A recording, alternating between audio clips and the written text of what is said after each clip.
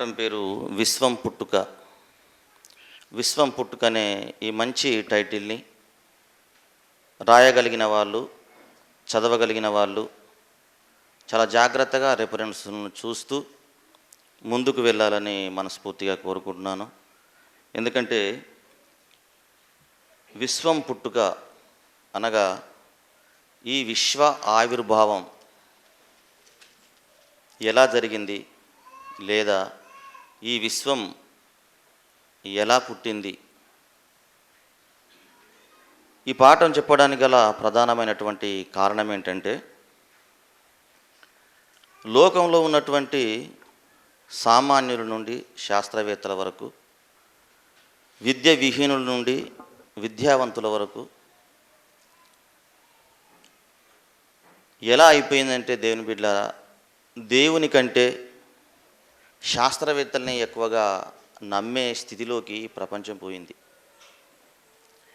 దేవుడు ఏం చెబుతున్నాడో అని గ్రహించకుండా, దేవుడు చెబుతున్నది పక్కకు పెట్టేసి, శాస్త్రవేత్తలు చెబుతుంది తూచా తప్పకుండా జరుగుతుందని, శాస్త్రవేత్తలు చెప్పిందే వేదమని, శాస్త్రవేత్తలు ఉన్నవాటినే చెబుతారని ఒక నానుడు ఉంది. అయితే శాస్త్రవేత్తలు చెబుతున్నటువంటి మాటలు ఏంటంటే, ఈ విశ్వం ఎలా పుట్టింది అని ఒక సామాన్యుడు ప్రశ్నించిన,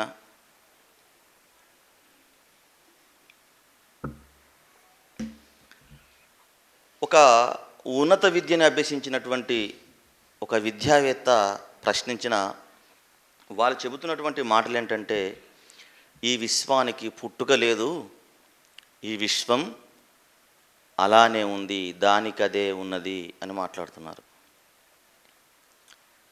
ఈ విశ్వ ఆవిర్భావం ఎలా జరిగింది అని ప్రశ్నిస్తే వాళ్ళు చెబుతున్నటువంటి మాట ఏంటంటే, ఈ విశ్వం దానికదే ఉన్నది అని చెబుతున్నారు. శాస్త్రవేత్తలు చెబుతున్న మాటలు సామాన్యులు ఎలాగో వింటున్నారు కాబట్టి నిజమేననుకొని లోక ప్రపంచమంతా కూడా ఈ విశ్వం దానికదే ఉన్నది అని తప్పకుండా నమ్ముతున్నారు.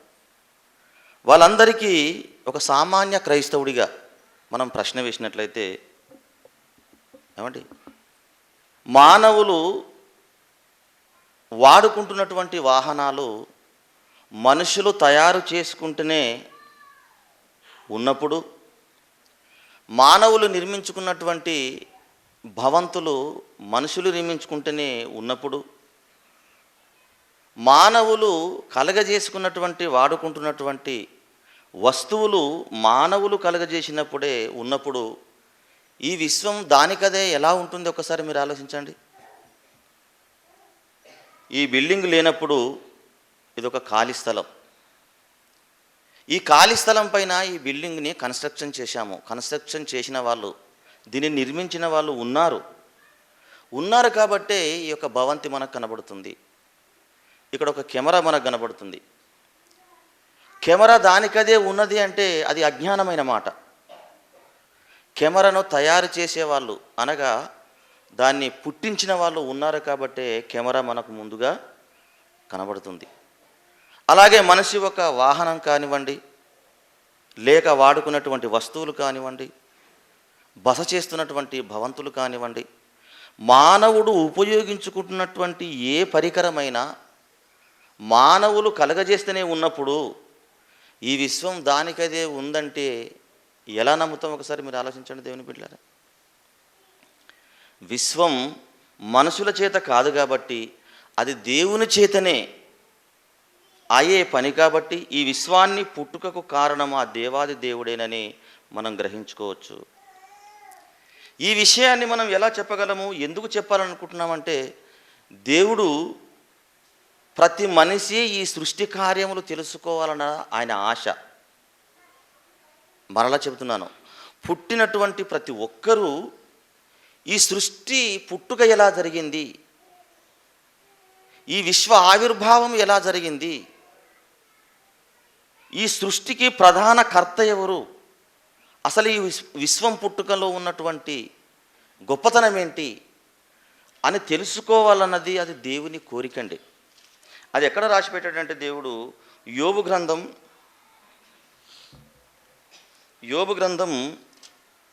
37వ అధ్యాయము 7వ వచనం చూడండి. యోబు గ్రంథం 37వ అధ్యాయము 7వ వచనం. పుట్టినటువంటి మనుషులందరూ ఆ దేవాది దేవుని సృష్టి కార్యమును తెలుసుకొనున్నట్లు. ఎంత మంచి చక్కటి మాట రాసిండో చూడండి.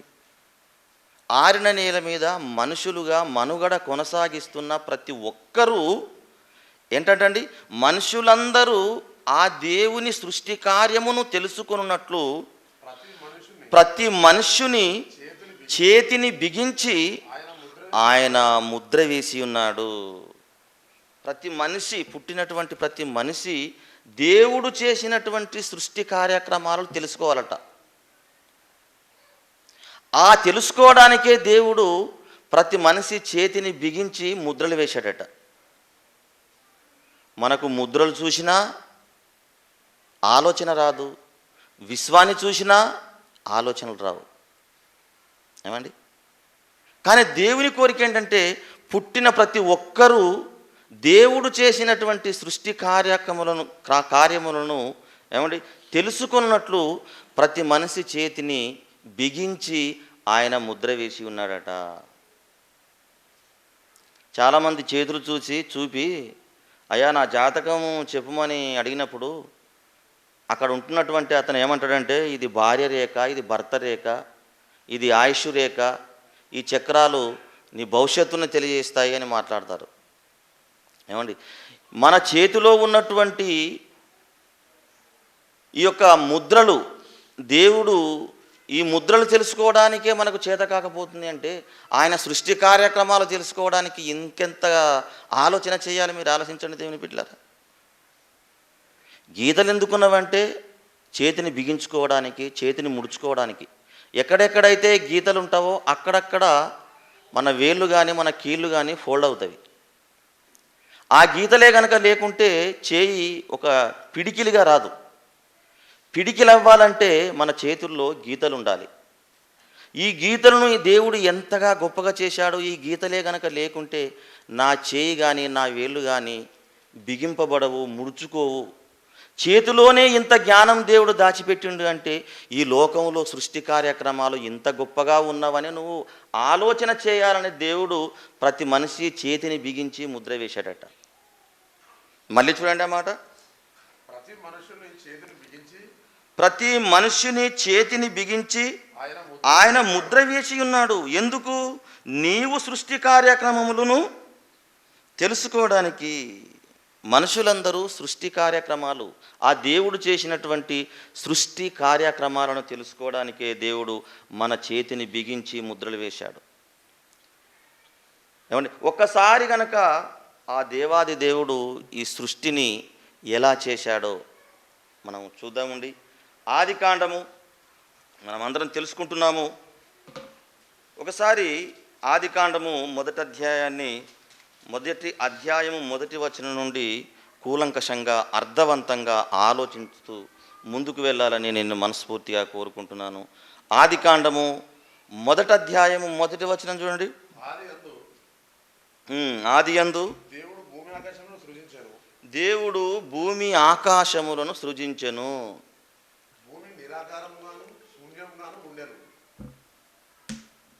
ఏమండి? ఇక్కడ ఈ మాటలో ఒకే ఒక లైన్లో విశ్వం పుట్టుక పూర్తిగా విశ్లేషణతో కాకుండా మొత్తం మీద ఈ భూమి ఆకాశము నిర్మించాడు దేవుడు అన్నట్టుగా మనకు అర్థమవుతుంది. మొదటి అధ్యాయం మొదటి వచనం చూడండి. ఆదియందు దేవుడు భూమిని ఆకాశములను సృజించెను, విశ్వాన్ని చేసెను. ఎప్పుడు? ఒక 1000 సంవత్సరాల క్రిందని మాట్లాడతలేడు, ఒక 2000 సంవత్సరాల క్రిందని మాట్లాడతలేడు. ఏమండి? మిలియన్ ట్రిలియన్ అని మాట్లాడతలేడు. ఆది అందు అన్నాడు అంటే ఎన్నో కోటాను కోట్ల సంవత్సరాల క్రితం ప్రారంభమందు. ఏ ప్రారంభమందు? ఆది అంటే ఈ మహావిశ్వం కలగక ముందు దాన్ని ఏమన్నాడంటే ఆది అన్నాడు. ఈ మహావిశ్వాన్ని కలగజేసే కాలాన్ని ఆది అన్నాడు. శాస్త్రం ప్రకారం ఈ మహావిశ్వం కలిగి శాస్త్రవేత్తలు చెబుతున్నటువంటి లెక్కల ప్రకారంగా 1500 కోట్ల సంవత్సరాలు అయిందట ఈ విశ్వం పుట్టి. అయితే అది ఎంతవరకు నిజమో అబద్ధమో మనకు తెలియదు, కానీ దేవుడు మాత్రము బైబిల్లో ఏమని వ్రాయించాడంటే ఆది యందు దేవుడు భూమిని సృజించాడంట, ఆకాశములను కూడా సృజించాడట. ఆకాశములు అంటే ఒకటి కంటే ఎక్కువగా ఉన్నవానివి లు అనే పదాలు పలుకుతాము. భూమి ఆకాశములను, అందుకొరకే బైబిల్ గ్రంథంలో మనము చదువుకుంటూ వెళ్తుంటే ఆకాశము మహా ఆకాశములు సైతము నిన్ను పట్టజాలవు తండ్రి అంటాడు. భూమి మాత్రం ఒకదాన్నే కలగజేశాడు, కానీ ఆకాశములను మాత్రము కలగజేశాడు. 3 లోకాలు ఉన్నవి, 3 లోకాలకు 3 ఆకాశములు కూడా ఉన్నట్టుగా మనం బైబిల్ ద్వారా తెలుసుకోగలము. పరలోకం ఉన్నది, పాతాళలోకం ఉన్నది, భూలోకం ఉన్నది. పరలోకంలో భూమి ఉండదు, పాతాళలోకంలో భూమి ఉండదు, కానీ భూమి ఈ విశ్వానికి సెంటర్ పాయింట్గా దేవుడు చేశాడు. అది బైబిల్ చెబుతున్నటువంటి సత్యం. ఒకే పదములో విశ్వ నిర్మాణం అయిపోయింది అని చెప్పేసి దాని వివరణ అంతా కూడా క్రింద వ్రాశాడండి. మీకు అర్థం కావడానికి ముఖ్యాంశాలు అని పెట్టేసి దానికి సంబంధించినటువంటి అంశాలను ఏం చేస్తాడు, స్లోలింగ్లో చూపిస్తూ ఉంటాడు.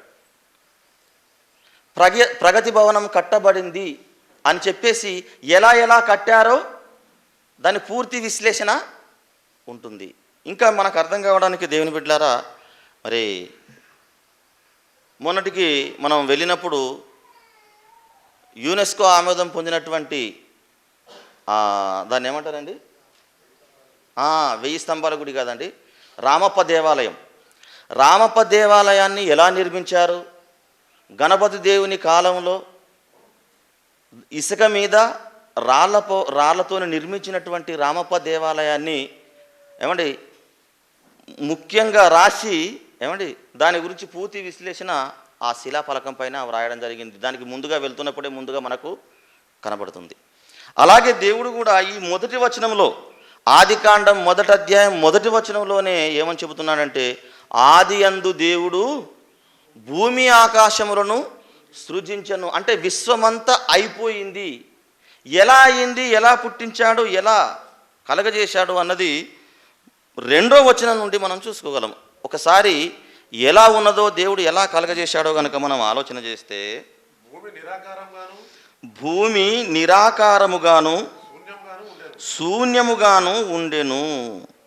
భూమి ఉన్నది, కానీ ఎలా ఉన్నదంట, ఆకారంగా లేదు, నిరాకారంగా ఉన్నది. ఆకారము నిరాకారము. భూమిని దేవుడు కలగజేశాడు, మహావిశ్వాన్ని కలగజేశాడు, కానీ భూమి నిరాకారముగా ఉన్నది, ఒక ఆకారానికి రాలేదు, రా మెటీరియల్గా ఉన్నది. ఏమండి, ఒక ఆకారానికి తీసుకురావడానికి దేవుడు ఎంత పని చేశాడో మనకు అర్థమవుతుంది ఇందులో. భూమి నిరాకారముగాను ఉండెను. ఎలా ఉన్నదటది? భూమి నిరాకారముగాను శూన్యముగాను ఉండెను. శూన్యం అంటే సున్నా అని అర్థం. సున్నా ఎలా ఉంటుంది? గుండ్రంగా ఉంటుంది. భూమి గుండ్రంగా ఉన్నది, కానీ ఎలా ఉన్నది? అది నిరాకారముగా ఉన్నది, ఒక ఆకారంలో లేదు. మీకు అర్థం కావడానికి దేవుని బిడ్డలారా, ఒక విలాసవంతమైనటువంటి భవనాన్ని నిర్మించడానికి ముందు దానికి పునాది తీస్తారు, పిల్లర్లు వేస్తారు, స్లాబ్ వేస్తారు. స్లాబ్ వేసిన తర్వాత ఎక్కడ బెడ్రూమ్ ఉండాలి, ఎక్కడ కిచెన్ ఉండాలి, ఎక్కడ హాల్ ఉండాలి, ఎక్కడ వెయిటింగ్ హాల్ ఉండాలి, ఎక్కడ కబోర్డ్ ఉండాలి, ఎక్కడ అటాచ్ బాత్రూమ్ ఉండాలి. స్లాబ్ వేయగానే భవంతి అయిపోయింది అనడానికి వీల్లేదు. అంటే ఒక ఆకారానికి రాలేదు. ఒక ఆకారం రావాలంటే ఇంకా ఎంతో పని అందులో ఉన్నది. మరి భూమి నిరాకారంగా ఆకారం లేకుండా ఉన్నదట, అది మాత్రం శూన్యముగా ఉన్నదంట. అయితే ఇంకా క్రిందికి వెళ్ళినట్లయితే చీకటి అగాధ జలము పైన కమ్మి ఉండెను. ఎలా ఉన్నదంట? భూమి గుండ్రంగా ఉన్నదట, నిరాకారముగా ఉన్నదంట. కానీ భూమి నిండా ఏమున్నదట అండి? చీకటి. రాత్రి అర్ధరాత్రి ఎలా ఉంటుందో అలా చీకటిగా ఉన్నదట. దేవుడు ఆకాశాన్ని కలగజేశాడు, ఆకాశములను కలగజేశాడు, భూమిని కలగజేశాడు. భూమిని కలగజేసిన తర్వాత భూమి ఒక ఆకారం రావడానికి, మనుషులకు నివాస యోగ్యముగా అవడానికి దేవుడు ఎంత కష్టపడుతున్నాడో ఒకసారి మీరు చూడండి. చీకటి అగాధ జలముపై కమ్మి ఉండెను, దేవుని ఆత్మ జలముల పైన అల్లాడుచుండెను. అప్పుడు దేవుడు ఏం చేశాడంటే, వెలుగు కమ్మని పలకగా వెలుగు కలిగెను. వెలుగు మంచిదైనట్టు దేవుడు చూచెను. ఏమండి? వెలుగు కమ్మని పలికాడట. అప్పుడు చీకటంతా వెళ్ళిపోయి ఏమొచ్చేసిందట అండి? వెలుగు వచ్చేసిందంట. ఇంకా దేవుడు వెలుగును చీకటిని వేరుపరచెను. దేవుడు వెలుగుకు పగలనియు చీకటికి రాత్రనియు పేరు పెట్టెను. అస్తమయమును ఉదయమును కలగగా ఒక దినమాయను. అప్పటికి దానికి ఇంకా ఒక రూపు రాలేదు, ఒక ఆకారం రాలేదు. దేనికి? భూమికి. ఒక్కొక్క దాన్ని ఎలా చేసుకుంటూ వెళ్తున్నాడు చూడండి. ఆ చీకటినంతా తీసివేయడానికి దేవుడు వెలుగు కాక అన్నాడు, వెలుగైపోయింది. వెలుగును చీకటిని వేరుపరిచాడు. వెలుగుకు పగలనియు చీకటికి రాత్రనియు పేరు పెట్టాడు. ఇంకా అది నిరాకారముగానే ఉన్నది. ఏంటి? భూమి ఇంకా సంపూర్ణమైనటువంటి ఆకారం రాలేదు. అప్పటికి ఒక దినం అయిపోయింది. ఇక రెండవ దినం చూడండి. మరియు దేవుడు జలముల మధ్య ఒక విశాలము కలిగి ఆ జలములను ఈ జలములను వేరుపరచునుగా కాని పలికెను. దేవుడు ఆ విశాలము చేసి విశాలం క్రింద జలములను విశాలం మీద జలములను వేరుపరపగా ఆ ప్రకారమైన విశాలము. ఏమండి? ఆ నీటినంతను కూడా వేరు చేశాడట. విశాలం అంటే ఏందండి? స్పేస్. విశాలం అంటే ఏంది? స్పేస్. ఎంత విశాలంగా ఉంది అంటాం మనం. విశాలం అనగా స్పేస్. దేవుడు ఏం చేశాడంటే, నీటితో ఉన్నటువంటి ఈ భూమిని రెండింటిని వేరు చేశాడట. విశాలము క్రింద ఉన్నటువంటి నీరుని భూమి క్రిందికి చేశాడు, విశాలం పైన ఉన్నటువంటి దానిని పైకి చేశాడు.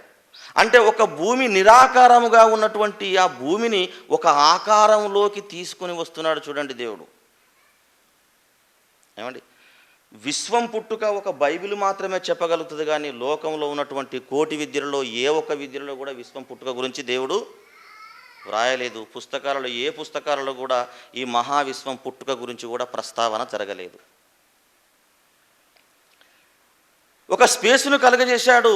విశాలం క్రింద ఉన్నటువంటి నీటిని, విశాలం క్రింద ఉన్నటువంటి నీటిని, పైన ఉన్నటువంటి నీటిని వేరుపరిచాడు. దానికి ఏమని పెట్టాడంట? ఆకాశం అని పేరు పెట్టాడు. ఇంకా క్రిందికి వెళ్ళినట్టయితే దేవుడు ఆ విశాలమునకు ఆకాశమని పేరు పెట్టెను. అస్తమయమును ఉదయమును కలగగా రెండవ దినమాయను. అయినా భూమికి ఆకారం రాలేదు. ఇంకా ఇక మూడో దినంలో ఏం చేశాడో చూడండి. 9వ వచనం నుండి, దేవుడు ఆకాశము క్రింద నున్న జలములు ఒక చోటనే కూర్చబడి ఆరిన నేల కనబడుగా కాని పలకగా ఆ ప్రాకారమైన. భూమి నిండా వాటరేనండి. విశ్వం నిండా ఏమంటే ఆకాశము భూమికి ఆనుకొని ఉన్నటువంటి వాటర్ని దేవుడు రెండింటిని వేరుపరిచాడు. ఆకాశం పైకి కొన్ని వాటర్ని, ఆకాశం క్రిందికి ఒక వాటర్ని, మధ్యలో విశాలమును కలుగజేశాడు. ఆ విశాలాన్ని ఆకాశం అని పేరు పెట్టాడు. అయితే భూమి అంతా కూడా ఎలా ఉన్నదటండి? నీటితో నిండి ఉన్నదట.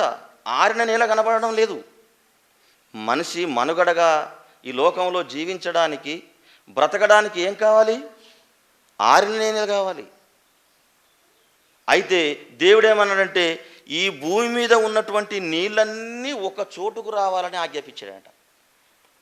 ఏం చేశాడటమ్మా? భూమి మీద ఉన్నటువంటి నీళ్ళన్నింటినీ ఒకే చోట పోగు కావాలి అని ఆజ్ఞాపించగానే ఏమైందట?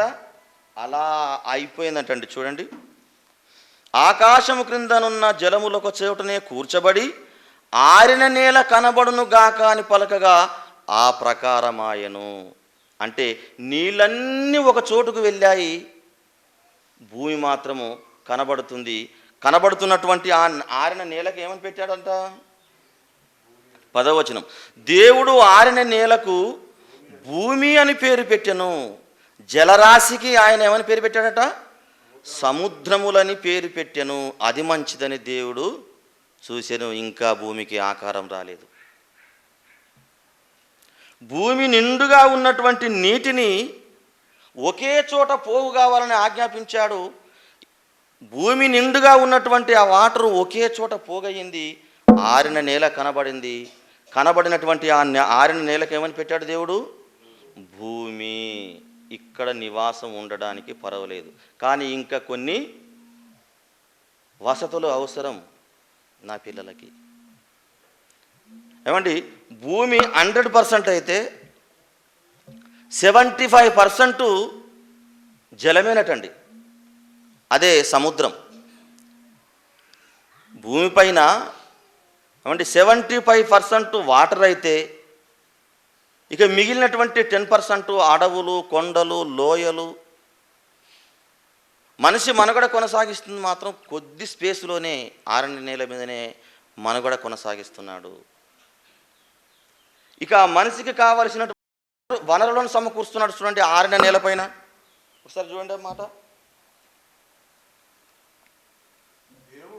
దేవుడు గడ్డిని, విత్తనములిచ్చు చెట్లను భూమి మీద తమ తమ జాతి ప్రకారము తమలో విత్తనములు గల ఫలమిచ్చు వృక్ష ఫలములను భూమి మొలిపించునుగాక అని పలకగా ఆ ప్రకారమాయను. విత్తనములిచ్చు చెట్లను అన్నాడు.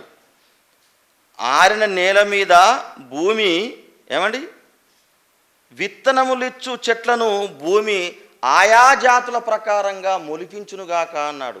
విత్తనములిచ్చు చెట్లు ఎందుకు కావాలండి? మామూలుగా చెట్లయితే సరిపోతుంది కదా.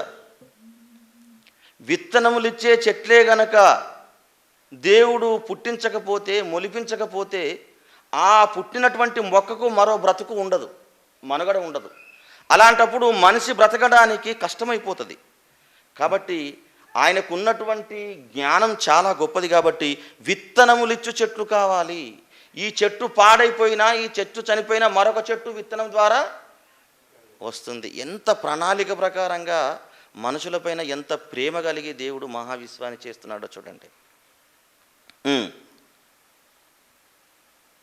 విత్తనములిచ్చు చెట్టు భూమి మీద తమ జాతి ప్రకారము తమలో విత్తనములు గల ఫలమిచ్చు ఫలవృక్షములను భూమి మొలిపించునుగా కనగా ఆ ప్రకారముగా మరి విత్తనములిచ్చు ఆయా జాతుల ప్రకారంగా ఆయా ఏమండి ఎన్నో లక్షల రకాలైనటువంటి చెట్లు, విత్తనాలిచ్చు చెట్లు మొలిచాయట. ఇంకా చూడండి 13వ వచనం,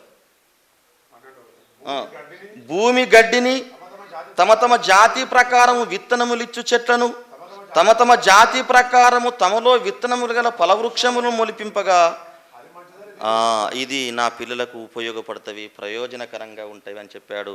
అప్పటికి 3వ దినమైంది. ఇక 4వ దినంలో ఏం చేశాడంటే దేవుడు పగటిని రాత్రిని వేరుపరచునట్లు ఆకాశ విశాలమందు జ్యోతులుగా కని పలికెను. అవి సూచనలను, కాలములను, దిన సంవత్సరములను సూచించుటకై ఉండునుగా కని పలికెను. ఇక 4వ దినమున దేవుడు ఏం చేసినంటే ఆకాశమందు 2 జ్యోతులు కలగాలి. పగటిని ఏలుటకు ఒక పెద్ద జ్యోతి, రాత్రిని ఏలుటకు ఒక చిన్న జ్యోతి కలగాలని చెప్పగానే సూర్యుడు చంద్రుడు ఏ దినమున చేశాడట? దేవుడు 4వ దినమున చేశాడట. 15వ వచనం, భూమి మీద వెలిగిచ్చుటకు అవి ఆకాశ విశాలమందు జ్యోతులై ఉండి గాకని పలికెను. ఆ ప్రకారమాయను. దేవుడు ఆ రెండు గొప్ప జ్యోతులను అనగా పగటిని ఏలుటకు పెద్ద జ్యోతిని, రాత్రిని ఏలుటకు చిన్న జ్యోతిని, నక్షత్రములను చేసెను.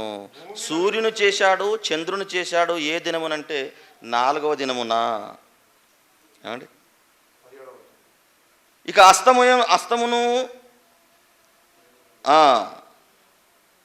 అస్తమయమును ఉదయమును కలగగా 4వ దినమాయను.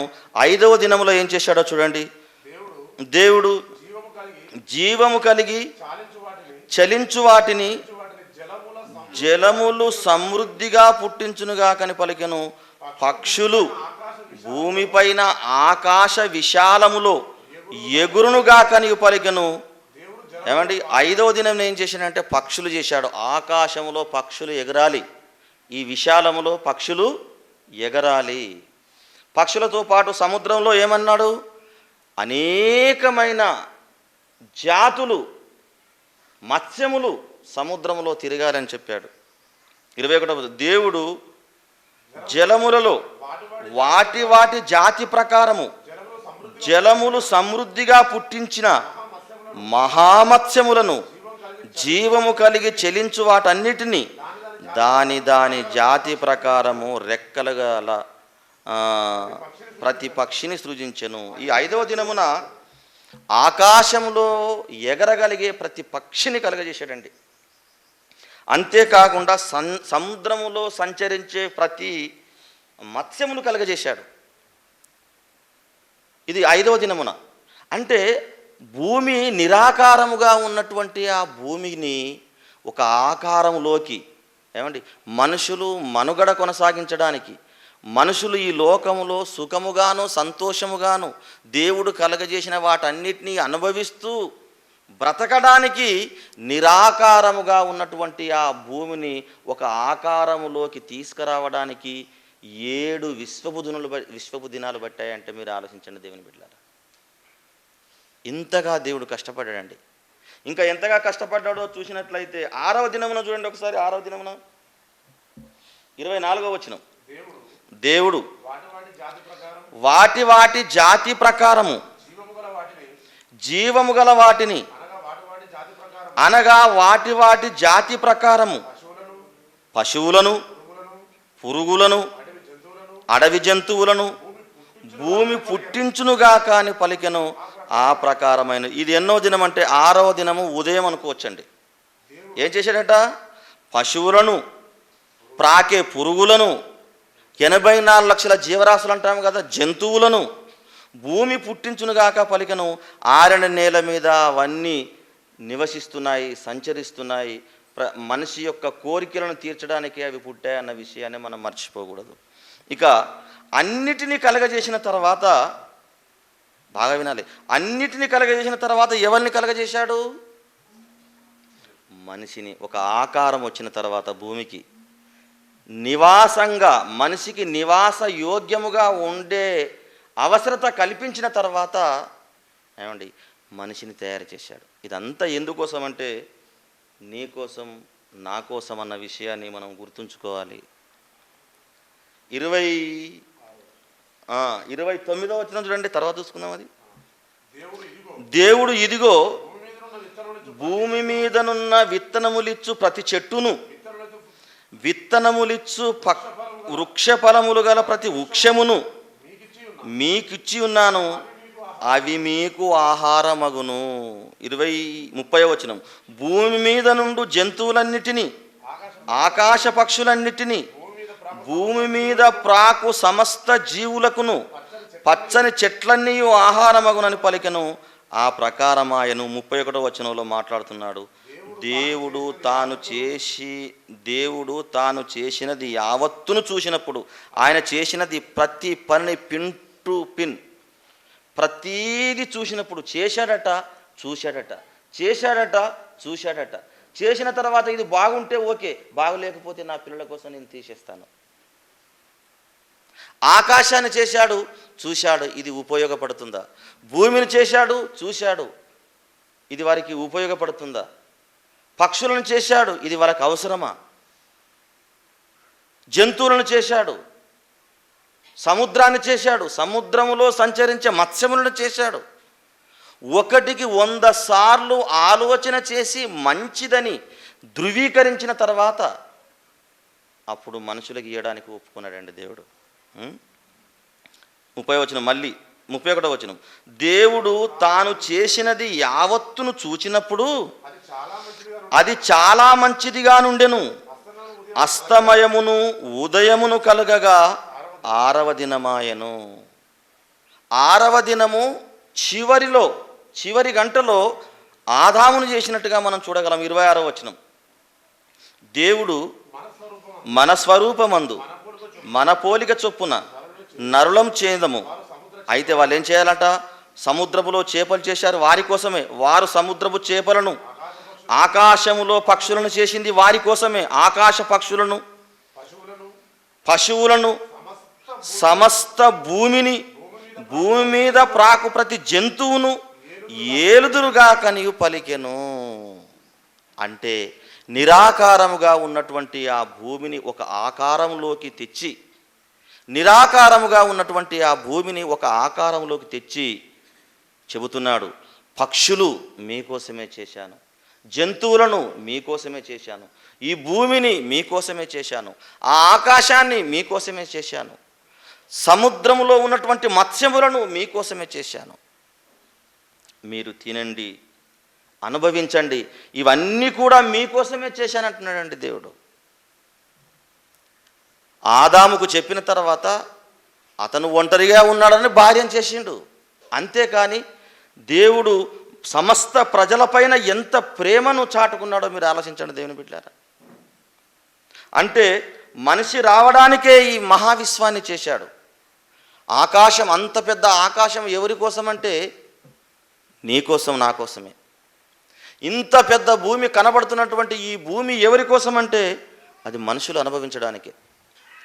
ఈ గాలి, పంచభూతాలు, మొక్కలు, జంతువులు, జలచరములు, ఆకాశంలో ఎగిరే పక్షులు, సముద్రములో సంచరించే మత్స్యములు, ఈ 84 లక్షల జీవరాశులు, ఏమండి, ఎన్నో కోటాను కోట్ల రకాలలో ఉన్నటువంటి విత్తనములు గల ప్రతి వృక్షములు, ఇవన్నిటినీ చేశాడు. నిరాకారముగా ఉన్నటువంటి ఆ భూమిని ఒక ఆకారంలోకి తీసుకువచ్చి డైరెక్ట్గా అందులోకి ప్రవేశపెట్టాడు మనిషిని. అనుభవించు రాజా అన్నట్టుగా, ఏమండి, డైరెక్ట్గా మనిషిని ఈ ప్రకృతి ఒడిలో పడుండబెట్టాడు. ఏమి తింటావో తిను, కానీ నన్ను స్మరిస్తూ బ్రతుకు అని చెప్పాడు. నువ్వు తినే ఫలాలు కావచ్చు, నువ్వు తినే మత్స్యములు కావచ్చు, నువ్వు తినే ఏవైనా కావచ్చు, కృతజ్ఞతాస్థుతులు చెల్లించి పుచ్చుకోవాలి. నన్ను మాత్రం నువ్వు జ్ఞాపకం చేసుకుంటూనే ఉండాలి. నన్ను మర్చిపోకు, ఈ మహావిశ్వాన్ని కలగజేసింది నీ కోసమే అని దేవుడు చెప్పడం జరిగింది. 7 విశ్వపు దినాలు, ఈ దినాలు కాదు, ఈ దినాలు కాదండి, మనం అనుభవిస్తున్నటువంటి ఈ దినాలు కాదు, దేవుడు కష్టపడినటువంటి దినాలు, విశ్వపు దినాలు. విశ్వపు దినాలు. 4వ దినమున ఏం చేశాడట? ఒకసారి చూడండి, 4వ దినమున మీకు అర్థం కావడానికి. 4వ దినమున ఏం చేశాడట దేవుడు? 4వ దినమున దేవుడు పగటిని రాత్రిని వేరుపరుచున్నట్లు ఆకాశ విశాలమందు జ్యోతులను కలునుగా కనియు పలికెను. ఏ దినమున చేశాడు?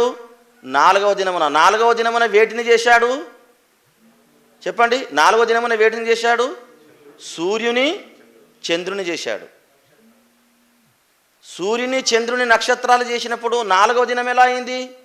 అప్పటికి సూర్యుడు, చంద్రుడు ఉన్నాడా? మొదటి రోజు, 2వ రోజు, 3వ రోజు సూర్యుడు, చంద్రుడు ఉన్నాడా? లేడు. సూర్యుడు, చంద్రుడు లేకున్నా 1వ దినమాయను, 2వ దినమాయను, 3వ దినమాయను అంటున్నాడు. 4వ దినములో ఎవరిని చేశాడు? సూర్యుని, చంద్రుని చేశాడు. అంటే మరి 1వ దినము ఎలా జరిగింది, ఎలా గడిచింది? 2వ దినము ఎలా గడిచింది? 3వ దినం ఎలా అయింది? అంటే ఈ సూర్య చంద్రుడు మనం అనుభవిస్తున్నటువంటి దినాలు కాదు దేవుడు చేసింది, అవే విశ్వపు దినాలు. అంటే ఈ 6 రోజులు కోటాను కోట్ల సంవత్సరాలని అర్థం. 6 దినాలే దేవుడు కష్టపడ్డాడు. కానీ మనం అనుభవిస్తున్నటువంటి ఈ భూదినాలు కాదు, విశ్వపు దినాలు అన్నాడు. మనం అనుభవిస్తున్నటువంటి భూదినాలు కాదు, విశ్వపు దినాలు, విశ్వపు దినాలు. అందుకొరకే విశ్వపు దినాలలో 4వ దినమున సూర్యుని చంద్రుని చేసిండు. పగలనిచ్చుటకు సూర్యుణ్ణి, రాత్రినిచ్చుటకు చంద్రుణ్ణి ఏ దినమున చేశాడు? 4వ దినమున. మరి మొదటి దినము, 2వ దినం, 3వ దినం ఎలా అయింది అంటే అప్పటికి భూదినాలు రాలేదు. ఏ దినాలు ఉన్నవి? విశ్వపు దినాలు ఉన్నవి. మనుషులు అనుభవించడానికి దేవుడు భూదినాలను చేశాడు, కానీ మనుషుల కోసం ఆయన కష్టపడినటువంటి ఆ దినాలు విశ్వపు దినాలు. అందుగురించే పేతురు రాసిన పత్రికలో అంటాడు ఆయన, ఒకసారి ఆ మాట చూసుకుందామండి. పేతురు రాసిన మొదటి పత్రిక, పేతురు రాసిన మొదటి పత్రిక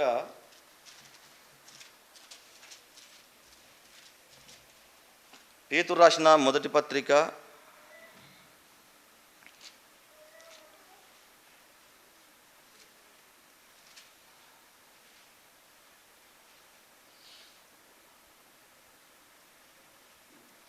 అక్కడ 1000 దినాలు ఒక దినం వలె, ఒక దినం 1000 దినముల వలె ఉంటుంది. చూడండి ఒకసారి. 2 పేతురు 3వ అధ్యాయము 8వ వచనం చూడండి దయచేసి. 2 పేతురు 3వ అధ్యాయం 8వ వచనం. ప్రియులారా, ఒక సంగతి మర్చిపోకుడి, ఏమనగా ప్రభు దృష్టికి ఒక దినము 1000 సంవత్సరముల వలెను. ఒక దినం ఎలా ఉందట? 1000 సంవత్సరములు. ఈ ఒక దినం ఏంటి? విశ్వపు దినము. ఒక దినము 1000 సంవత్సరముల వలెను. 1000 సంవత్సరములు అనగా దేవుడు చేసినటువంటి విశ్వపు దినము మనుషులు అనుభవిస్తున్నటువంటి 1000 సంవత్సరముల వలెను. మనుషులు అనుభవిస్తున్నటువంటి 1000 సంవత్సరములు దేవుడు విశ్వము చేసినటువంటి ఒక దినము వలె ఉన్నవి. అంటే ఒక్క దినం ఎన్ని సంవత్సరాలు అన్నమాట? మనం అనుభవిస్తున్నటువంటి దేవుడు చేసినటువంటి ఆ విశ్వపు దినము ఒక్క దినమైతే మనుషులు అనుభవిస్తున్నటువంటి ఈ భూదినాలు ఎన్ని అన్నమాట? 1000 దినాలు. మనం అనుభవిస్తున్నటువంటి 1000 దినాలు దేవుడు చేసినటువంటి విశ్వపు దినం ఒకే దినము. అందుకొరకే ఇక్కడ క్లియర్ కట్గా చేశాడు. క్లియర్ కట్గా మనకు అర్థం కావడానికి చెప్పాడు 8వ వచనం. ప్రియులారా, ఒక సంగతి మర్చిపోకుడి, ఏమనగా ప్రభు దృష్టికి ఆయన చేసినటువంటి విశ్వపు దినము మనుషులు అనుభవిస్తున్నటువంటి 1000 సంవత్సరములు అన్నాడు. అలాగే మనుషులు అనుభవిస్తున్నటువంటి 1000 సంవత్సరములు ప్రభు విశ్వాన్ని చేసినటువంటి ఒక దినము వలె ఉన్నది. ఇది మాత్రం మీరు గుర్తుంచుకోండి అని చెప్పి కింద మాట్లాడతాడు. పంచభూతములు మిక్కటమైన వేండ్రముతో, వెంటనే అంటున్నాడు విశ్వం గురించి మాట్లాడుతూ, పంచభూతములు మిక్కటమైన వేండ్రముతో లయమైపోవును, భూమియు దాని కృత్యములు కాలిపోవును.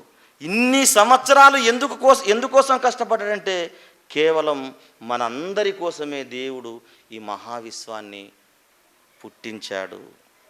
ఎంతగా అలసిపోయాడంటే దేవుని బిడ్డలారా, పని చేసి చేసి చేసి చేసి ఎంతగా అలసిపోయాడంటే 2వ అధ్యాయం 1వ వచనం చూడండి. 2వ అధ్యాయం 1వ వచనం. ఆకాశమును భూమియు వాటిలోనున్న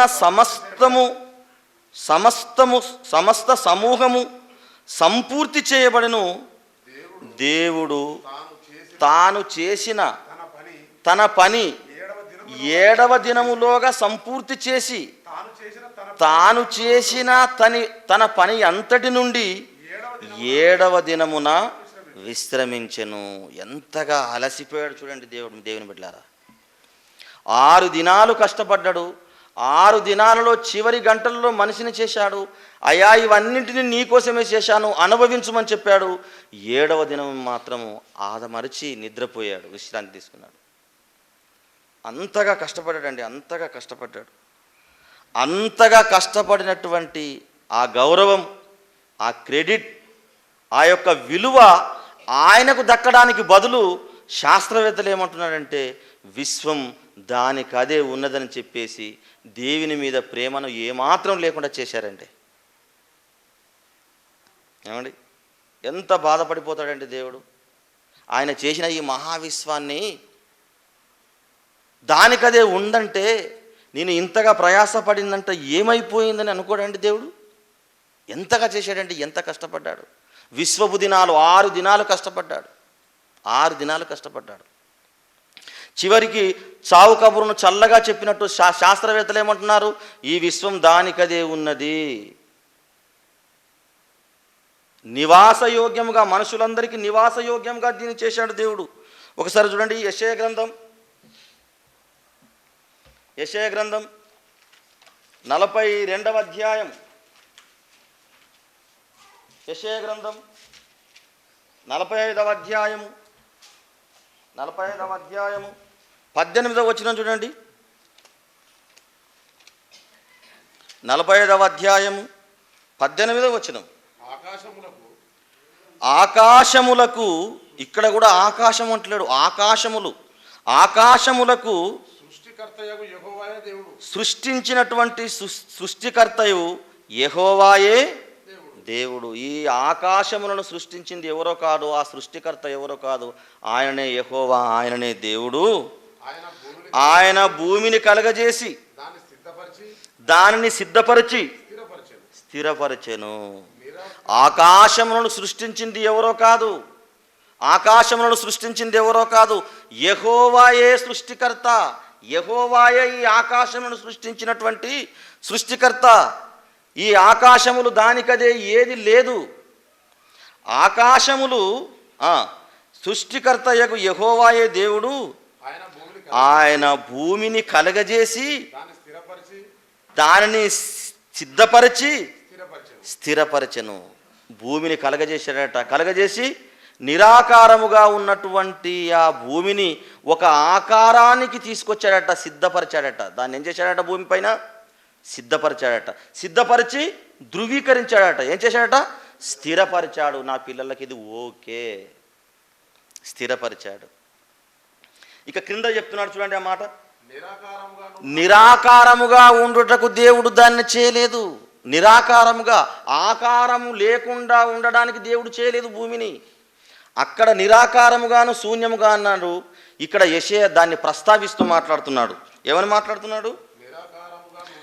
ఒక ఆకారము లేకుండా ఉండడానికి దేవుడు చేయలేదు. ఆయన దానిని సృజింపలేదు.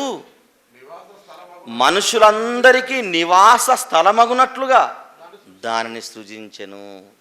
ఎంత మంచి వాడండి, ఎంత మంచి వివరణతో రాశాడండి. నిరాకారముగా ఉండుటకు దానిని చేయలేదు, భూమిని చేయలేదు. ఎలా చేశాడంట? మనుషులందరికీ నివాస స్థలమగునట్లు దాన్ని ఏం చేశాడట? దానిని సృజించెను. నిరాకారముగా ఉండునట్లు దానిని సృజింపలేదు, మనుషులందరికీ నివాస స్థలమగునట్లుగా దానిని సృజించెను. దేనిని? భూమిని. నిరాకారముగా ఉన్నటువంటి భూమిని సిద్ధపరిచి స్థిరపరిచి మనుషులందరికీ నివాస స్థలముగా చేశాడు. మనుషులందరికీ నివాస స్థలం ఏదన్నమాట? ఇప్పుడు భూమి అండి. ఈ విషయం తెలియక చంద్రగ్రహంలో స్థలాలు కొనుక్కుందామని, చంద్రమండలంలో స్థలాలు కొనుక్కుందామని ఇప్పుడే కోట్ల రూపాయలు ఉన్న వాళ్ళు అక్కడ 2000 చదరపు గజాలు, 3000 చదరపు గజాలు, 200 చదరపు గజాలు. అమెరికా వాళ్ళు, రష్యా వాళ్ళు అందరూ కూడా చంద్రమండలంకి వెళ్ళి అక్కడ కొంటున్నారండి. అది నివాస స్థలం కాదు. మనుషులకు నివాస స్థలం ఏదండి? భూమి. నిరాకారముగా ఉండుటకు దాన్ని చేయలేదు. నివాస స్థలము, మనుషులందరికీ నివాస స్థలమగునట్లు దాన్ని దేవుడు సృజించెను. నివాస స్థలం. వేరే గ్రహంలో నీళ్ళుండవు, గాలి ఉండదు, ఇంత స్వచ్ఛమైనటువంటి గాలి ఉండదు, ఇంత మంచి భూమి ఉండదు, పక్షులు జంతువులు ఉండవు, వృక్షాలు ఉండవు. అక్కడ నివాస స్థలమగునట్లుగా దేవుడు భూమిని చేశాడు. ఈ భూమి మీదనే మనుషుని మనుగడ. వాళ్ళందరికీ తెలియంది ఏంటంటే, భూమి బ్రద్దలైపోతే వెళ్ళి ఈ భూమి అంతా కూడా సర్వనాశనం అయిపోతే వెళ్ళి అక్కడ ఉండాలి, అందుకొరకే అక్కడ స్థలం తీసుకున్నామంటున్నారు. చాలా తప్పది. భూమి గనక నాశనం అయిపోతే ఏ ఒక్కటి కూడా ఆకాశంలో కానీ ఏది కానీ ఎక్కడ కానీ ఉండడానికి వీలు లేదు. విశ్వానికి కేంద్రం, సెంటర్ పాయింట్ ఏదండి? భూమి. అసలు విశ్వానంతా దేవుడు ఎందుకు చేశాడంటే ఈ భూమి కోసమే. ఆకాశము, మహా ఆకాశములు, నక్షత్రాలు, గెలాక్సీ సమూహం అంతా దేనికోసం చేశాడంటే ఈ భూమి కోసమే. వాటన్నిటినీ ఆనుకొని వానన్నిటి ఆ వలయంలో ఈ భూమి యొక్క మనుగడ కొనసాగుతుంది. ఈ భూమే నాశనమైపోతే ఆకాశములన్నీ కూడా నాశనమైపోతాయి. అందుగురించే పేతురు రాసిన పత్రికలో అంటాడు చూడండి, ఇంతకుముందు చూసుకున్నటువంటి మాటని. పేతురు రాసిన రెండవ పత్రిక 2 పేతురు 3వ అధ్యాయము 10 మధ్యలో నుండి 10వ వచనం మధ్యలో నుండి, అయితే ప్రభు దినము దొంగ వచ్చినట్లు ఆ దినము ఆకాశములు మహాధ్వనితో గతించిపోవును, పంచభూతములు మిక్కటమైన వేండ్రముతో లయమైపోవును, భూమియు దాని మీద ఉన్నటువంటి కృత్యములను కాలిపోవును. ఇవన్నీ ఇట్లా లయమైపోవును గనక ఆకాశములు రవులుకొని లయమైపోవునట్టు, పంచభూతములు మహావేంద్రముతో కరిగిపోవునట్టు దేవుని దినపు రాకడ కొరకు కనిపెట్టుచు దానిని భక్తితో నువ్వు ఆసక్తితో ఉండాలని చెప్పాడు. అంటే భూమే గనక బూడిదైపోతే ఆకాశం అంతరించిపోతుంది. భూమే గనక నాశనమైపోతే పంచభూతములు మిక్కటమైన వేంద్రముతో లయమైపోతవి. ఇక్కడ పాడైపోయినా అక్కడ పోయి ఉంటామనుకుంటే కుదరదు. మనుషులకు నివాస యోగ్యమైన భూగోళం మీద అని చెప్పాడు. యోబు గ్రంథం 37వ అధ్యాయము 12వ వచనం చూడండి. యోబు గ్రంథం 37వ అధ్యాయము 12వ వచనం, ఆ దేవాది దేవుని వలన నడిపింపబడినవై నరులకు నివాస యోగ్యమైన భూగోళము మీద మెరుపును మేఘములను సంచారము చేయును, ఆయన వాటికి ఆజ్ఞాపించినది యావత్తును నెరవేర్చును. నరులకు ఆయన వలన నడిపింపబడినదే. ఎవరి వలన? ఈ భూమి ఎవరి వలన నడిపింపబడుతుంది? దేవుని ద్వారానే నడిపింపబడుతుంది. ఆయన ద్వారా నడిపింపబడినదై మనుషులకు నివాస యోగ్యమైన భూగోళం మీద. భూమి ఎలా ఉందట? గోళాకారం. గోళాకారం ఎలా ఉంటుంది? గోళాకారం అంటే గుండ్రంగా. ఒక శాస్త్రవేత్త ఏమన్నాడు? దీన్ని బల్లపరుపు ఆకారంలో అన్నాడు. మరొక శాస్త్రవేత్త ఏమన్నాడు? గోళాకారం అన్నాడు, బంతి ఆకారం అన్నాడు. అందుగురించి మీరు ఆకాశాన్ని చూడండి, ఒక బాల్ని మధ్యలోకి కట్ చేస్తే ఒక టోపీలా ఎలా కనబడుతున్నది? అలాగనే సేమ్ ఈ భూమి క్రింద అలాగనే ఉంటుంది. మీకు అర్థమవుతుందా? అర్ధరాత్రి సాయంకాలం వేళ మీరు బయటికి వెళ్ళి ఆకాశాన్ని చూసినట్టయితే ఒక బంతిని మధ్యలోకి కట్ చేస్తే ఆ కట్ చేయబడ్డటువంటి ముక్క పైనకు చూస్తే ఎలాగైతే గుండ్రంగా ఉంటుందో, పైన ఉన్నటువంటి ఆకాశం గోళాకారంలో మధ్యలోకి కట్ చేయబడినటువంటి బంతిలా ఉంటుంది. మిగతా మధ్యలో కట్ చేసినటువంటి విశ్వం ఎలా ఉంటుంది? భూమి క్రింద ఉంటుంది. విశ్వమంతా గుండ్రంగా ఉంటుంది. బాగా వినాలి, విశ్వమంతా గుండ్రంగా ఉంటుంది. అందులో ఉన్నటువంటి మధ్యలో ఉన్నటువంటి భూమి కూడా ఎలా ఉంటుంది? గుండ్రంగా ఉంటుంది. మనుషులకు నివాస యోగ్యమైన భూగోళం మీద అని చెప్పాడు. మనుషులందరికీ నివసించే యోగ్యత దేనిపైన ఉంది? భూగోళం మీద ఉంది. ఎంత తెలివిగా, ఎంత జ్ఞానంగా దేవుడు చేశాడండి. మీరు ఆలోచించండి, ఎంత జ్ఞానంగా చేశాడు దేవుడు ఈ మహావిశ్వాన్ని. ఎంత గొప్పగా నిర్మించాడు. ఈ మహావిశ్వ ఆవిర్భావం ఎలా జరిగిందో మీరు ఆలోచించండి. మనుషులకు నివాస యోగ్యమైన భూగోళం మీద. విచిత్రం ఏంటంటే దీనికి పునాదులు ఎక్కడ వేసాడట దేవుడు? సముద్రం పైన పునాదులు వేసాడటండి. సముద్రం పైన పునాదులు వేస్తే ఉంటావండి? మీరు ఆలోచన చేయండి. సముద్రం పైన పునాదులు వేస్తే ఆగుతుందా? నీళ్ళపైన మనం నిర్మాణం చేస్తే ఆగుతుందా? కానీ దేవుడు సముద్రం పైన పునాదులు వేశాడట. ఒకసారి ఆ మాట చూసుకుందాం చూడండి. కీర్తనల గ్రంథం 24వ అధ్యాయము, కీర్తనల గ్రంథము 24వ అధ్యాయం మొదటి 2 వచనాలు చూడండి. భూమియు దాని సంపూర్ణతయు లోకమును దాని నివాసులను యెహోవాయే. ఆయన అనగా దేవాది దేవుడు సముద్రముల మీద భూమికి పునాది వేసెను, ప్రవాహ జలముల మీద దానిని స్థిరపరచెను. చూడండి, భూమియు దాని సంపూర్ణతయు లోకమును దాని నివాసములను యెహోవాయే, ఆయన సముద్రముల మీద దానికి పునాది వేసెను, ప్రవాహ జలముల మీద దానిని స్థిరపరిచెను. ఎంత భుజబలము చేత ఈ మహావిశ్వాన్ని కలుగజేశాడో మీరు ఆలోచించండి దేవుని బిడ్డలారా. అందుకొరకే అపోస్తలుడైన పౌలు అన్యజనాంగానికి సువార్తను ప్రకటిస్తూ ఉచ్చరించినటువంటి మంచి పదజాలాన్ని మనం చూసినట్లయితే, అపోస్తల కార్యములు 17వ అధ్యాయము 24వ వచనం చూడండి.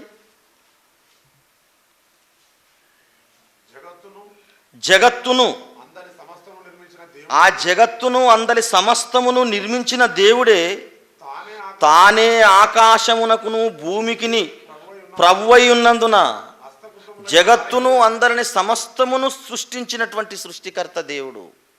ఈ జగత్తు పునాది వేయబడక మునిపే మనల్ని ఏర్పాటు చేసుకున్నాడట. ఈ జగత్తుకు పునాదులు వేసి నివాస యోగ్యంగా మలిచి ఇందులో రారాజుగా మనల్ని నిలబెట్టాడట. నీ పుట్టుక ఎప్పటిది? జగత్తు పునాది వేయబడమనికే నువ్వు పుట్టావు దేవుని మనసులో.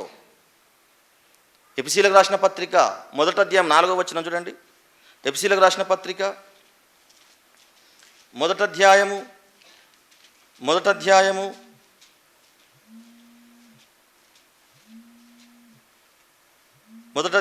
6వ వచనంలో చివరి భాగము, మనము తన ఎదుట పరిశుద్ధులమును నిర్దోషులమునై ఉండవలనని జగత్తు పునాది వేయబడక మునిపే ప్రేమ చేత ఆయన క్రీస్తులో మనలను ఏర్పరచెను. అంటే జగత్తు పుట్టక ముందుకే నీవు నేను ఎవరి దగ్గర ఉన్నాము? దేవుని దగ్గర, దేవునిలో పుట్టున్నాము. జగత్తును అందరి సమస్తమును కలగజేసిన తర్వాత అప్పుడు ఈ లోకానికి నిన్ను నన్ను అందరిని పంపించాడు. ఎంత గొప్ప ప్రణాళికలో ఉన్నావు చూడు నువ్వు. మనమందరం ఆయన సంకల్పంలో ఎప్పటి నుంచో ఉన్నాము. మన పుట్టుక తల్లి గర్భంలో నుండి వచ్చింది కాదు. కోటాను కోట సంవత్సరాలలో ఆయన సంకల్పంలో, ఆయన మనస్సులో నీవు ఉన్నావు కాబట్టే ఈ మహావిశ్వాన్ని కలగజేశాడు. నిరాకారముగా ఉన్నటువంటి భూమిని నివాసయోగ్యంగా మలిచి అందులో సమస్తమును కలగజేసి 6 దినాలు కష్టపడి ఒక దినమంతా కూడా విశ్రమించి నిన్ను నన్ను ఈ లోకంలో రారాజుగా నిలబెట్టాడు. ఆయన్ని స్మరిస్తూ ఆయన యొక్క కార్యక్రమాలు చేస్తూ ఈ లోకంలో జీవించాలని. ఇంత కష్టాన్ని తుంగలో తొక్కేసి ఈ యొక్క విశ్వం దానికదే ఉందంటే ఎంత బాధకరంగా ఉంటుందంటే దేవుని బిడ్డలారా, ఎంత బాధకరంగా ఉంటుంది మీరు ఆలోచించండి. మరొక మాటను మనం చూసుకున్నట్లయితే, ఇక హెబ్రీయులకు రాసిన పత్రిక 11వ అధ్యాయము 3వ వచనంలో పౌలు గారు మాట్లాడుతూ 11వ అధ్యాయము 3వ వచనం, ప్రపంచములు దేవుని వాక్యం వలన నిర్మాణమైనవనియు అందును బట్టి దృశ్యమైనది కనబడెడు పదార్థముల చేత నిర్మింపబడలేదనియు విశ్వాసము చేత గ్రహించుకొనుచున్నాం. ఈ మాటలో గొప్ప పరమార్థం దాగింది. ఎంతగా ఆలోచిస్తేనే కానీ ఆ మాట అర్థం కాదు. మనం చదువుకున్నాము, ఇప్పుడు మళ్ళీ ఒకసారి ధ్యానం చేద్దాం. 3వ వచనం, ప్రపంచములు అనగా ఈ భూమి, ప్రకృతి, మహావిశ్వాలు ఎవరి వలన అయినాయటండి? దేవుని మాట వలన అయ్యాయట. ప్రపంచములు దేవుని వాక్యం వలన నిర్మాణమునై ఉన్నవి, అందును బట్టి దృశ్యమైనది అంటే ఏంది? కనబడుతున్నటువంటి ఈ భూమి కావచ్చు, కనబడుతున్నటువంటి ఆకాశం కావచ్చు, కనబడుతున్నటువంటి చెట్లు కావచ్చు, కనబడుతున్నటువంటి సూర్యచంద్ర నక్షత్రాలు కావచ్చు, కనబడుతున్నటువంటి జలములు కావచ్చు, కనబడుతున్నటువంటి మహావిశ్వం ఏదైనా కావచ్చు, దృశ్యమైనవి అన్నాడు. దీన్ని ఏమన్నాడు? దృశ్యమైనవి కనబడేడు పదార్థముల చేత నిర్మింపబడలేదు. కనబడుతున్నటువంటి ఈ సృష్టి కనబడే పదార్థాల ద్వారా కలిగింది కాదు అంటున్నాడు. కనబడుతున్నటువంటి ఈ భూమి కనబడే పదార్థం వల్ల కాలేదు ఇది అంటే దాని అర్థం ఏంటంటే, ఎక్కడనో ఉన్నటువంటి భూమిని తీసుకొచ్చి ఇక్కడ నిర్మించలేదు దేవుడు. భూమి భూమిగా లేనప్పుడు భూమి ఎక్కడ లేదు. మీకు అర్థమవుతుందా? భూమి భూమిగా లేనప్పుడు భూమి లేదు. ఆకాశముగా లేనప్పుడు ఆకాశం లేదు. ఈ విశ్వం కనబడుతుంది కదా, కనబడుతున్నటువంటి ఈ విశ్వం కలగక ముందుకు విశ్వం లేదు. దృశ్యమైనవి కనబడేటు పదార్థముల చేత నిర్మింపబడలేదు. ఏ శాస్త్రవేత్త చేతుందండి? ప్లాస్టిక్ ఉన్నది కాబట్టి చైర్ తయారు చేశారు. ఇది మీకు అర్థమవుతుంది. ఇప్పుడు ప్లాస్టిక్ ఉన్నది కాబట్టి ప్లాస్టిక్ కనబడుతుంది కాబట్టి కనబడుతున్నటువంటి ప్లాస్టిక్ ద్వారా ఏం చేశారు? చైర్లను చేశారు. ఫ్యాన్ ఉంది, భూగర్భంలో ఇనుము ఉన్నది కాబట్టి దాన్ని కొట్టేసి ఫ్యాన్ తయారు చేశారు. మానవులు కలగజేసే ఏ పదార్థమైనా ఉన్నది కాబట్టి ఉన్న దాంట్లోనే చేసిర్రు.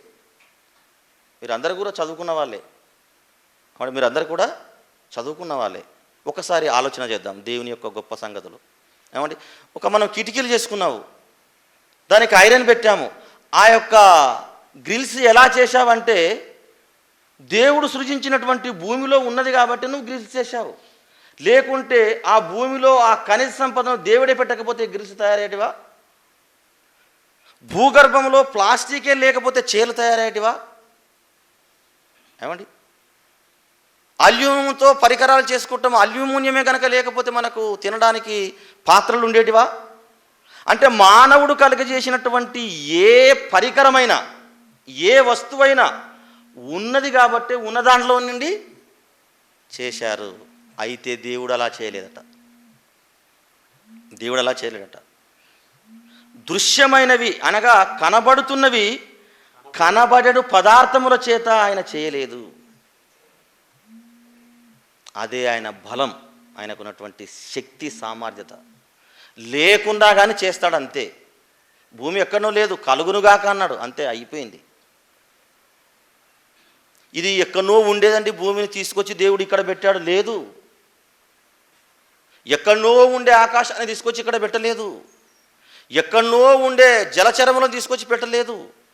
లేని వాటిని ఉన్నవాటిగా పిలుచువాడు దేవుడు అన్నాడు. లేని వాటిని ఉన్నవాటుగా పిలుచు దేవుడు. మనుషులు లేరు, ఈ ఆకారం లేదు, వచ్చేసింది అంతే ఆకారం. అందుకొరకే అది మనం ఎలా తెలుసుకున్నామో శాస్త్రవేత్తలకు ఇది తెలియదు. ప్రభు నమ్ముకున్న నీకు నాకు మాత్రమే తెలుసు. దృశ్యమైనవి కనబడేడు పదార్థముల చేత నిర్మించలేదు. అయితే ఎలా నిర్మించాడు? ఆయన ఎంత గొప్ప సామర్థ్యత గలవాడంటే, ఇదిగో లేని వాటిని ఉన్నవాటిగా పిలిచేవాడట. రోమిలకు రాసిన పత్రిక 4వ అధ్యాయము, రోమిలకు రాసిన పత్రిక 4వ అధ్యాయము 17వ వచనం చూడండి. తాను విశ్వసించిన దేవుని ఎదుట అనగా మృతులను సజీవులనుగా చేయువాడును లేని వాటిని ఉన్నట్టుగానే పిలుచువాడునైన దేవుని ఎదుట. లేని వాటిని ఉన్నట్టుగా పిలుస్తాడట. భూమి కలగాలి అన్నాడు, అయిపోయింది భూమి అంతే. ఆకాశం కలగాలి అన్నాడు, ఆకాశం అయిపోయింది. నక్షత్రాలు గెలాక్సీ సమూహం కావాలన్నాడు, అయిపోయింది. పంచభూతాలు కావాలన్నాడు, పంచభూతాలు అయిపోయాయి. సూర్యుడు, చంద్రుడు. ఏమండి, ఎంతగా కష్టపడ్డాడు దేవుని బిడ్డలారా, మీరు ఆలోచించండి. నివాస యోగ్యముగా మనుషులందరూ రక్షణ పొంది సత్యమును గూర్చి అనుభవ జ్ఞానము గలవారై ఉండవలనని దేవుడు ఇష్టపడుతున్నాడు. నిరాకారముగా ఉండడానికి దేవునికి ఇష్టం లేదు, నివాస యోగ్యముగా ఉండడానికి ఇది చేశాడు. దీనికోసము 6 రోజులు విశ్వపు దినాలు కష్టపడ్డాడు, 7వ దినమున విశ్రమించాడు. అందుగురించి కీర్తనల గ్రంథంలో ఒక మంచి మాట ఉంటుంది చూడండి. 95వ అధ్యాయం 5వ వచనం లాస్ట్గా చూసుకొని ముగించుకుందామండి. 95వ అధ్యాయము 5వ వచనం.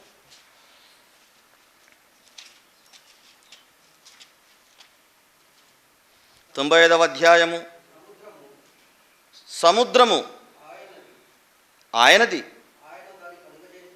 ఆయనే దాన్ని కలగజేసెను. ఆయన హస్తములు భూమిని నిర్మించెను. ఆయన మన దేవుడు, మనము ఆయనను పాలించు ప్రజలము, ఆయన మేపు గొర్రెలము. రండి నమస్కారము చేసి సాగిలపడదము, మనలను సృజించిన యెహోవా సన్నిధిన మోకరించుదము. నేడు మీరు ఆయన మాటను అంగీకరించిన యెడల ఎంతో మేలు. ఆయన మాటను మనం అంగీకరించాలంట. మన మనవులు ఆయన చెప్పినటువంటి ఆజ్ఞలను మనం పాటించడానికి దేవుడు ఈ లోకంలో మనల్ని పుట్టించిందంట. తన యొక్క భుజబలము చేత, తన స్వహస్తముల చేత ఈ మహావిశ్వాన్ని నిర్మించాడంటే దేవుని బిడ్డలారా, ఎంత గొప్ప ఘనత, ఎంత మంచి అదృష్టం. ఇలాంటి విషయాలు తెలవక మహావిశ్వం దానికదే ఉన్నది అంటే ఎంత దుర్మార్గం అండి, ఎంత బాధకరం అండి దేవుని బిడ్డలారా.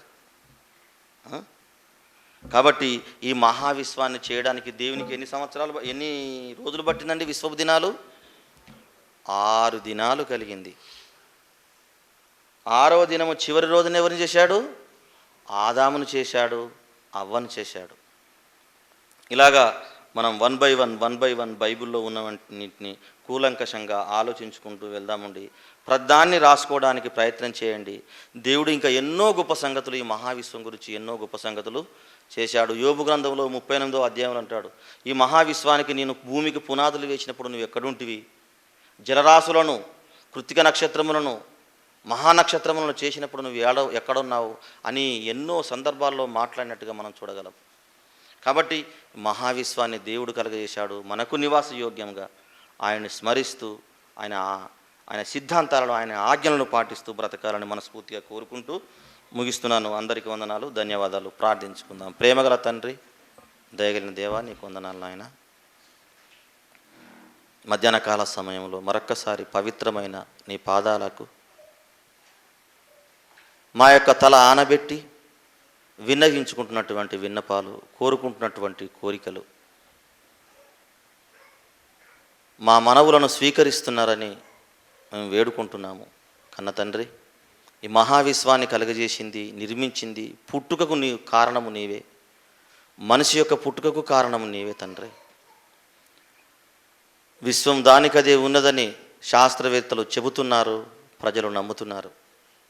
మహావిశ్వాన్ని కలుగజేసి, భూమిని నిర్మించి, అందులో సమస్తమును కలుగజేసి, జగత్తును అందరిలో సమస్తమును కలుగజేసి, మాకు నివాస యోగ్యముగా మలిచి నీ యొక్క ఆజ్ఞలు పాటించాలని, మీ ఉద్దేశాలను నెరవేర్చాలన్న నీ కోరికను నెరవేర్చే వారంగా మేము ఉండుటకు కృప చూపి సహాయము చేయమని కోరుకుంటూ క్రీస్తు పేరట ఈ ప్రార్థన అడిగి వేడుకుంటున్నాము కన్న తండ్రి. ఆమేన్.